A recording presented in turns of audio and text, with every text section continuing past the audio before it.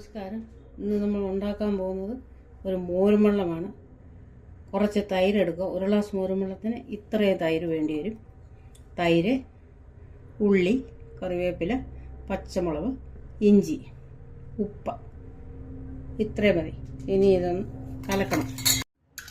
ഇനി നമുക്ക് ആവശ്യത്തിന് ഉപ്പിടാം. ഉള്ളി ചതച്ചത്, ഇഞ്ചി ചതച്ചത്, കറിവേപ്പില, പച്ചമുളക് ആവശ്യത്തിന് ചേർത്താൽ മതി, അല്ലേ എരി കൂടി. ഇനി നമുക്ക് ആവശ്യത്തിന് വെള്ളം ചേർക്കാം. ഒരു ഗ്ലാസ് മോരും വെള്ളത്തിൽ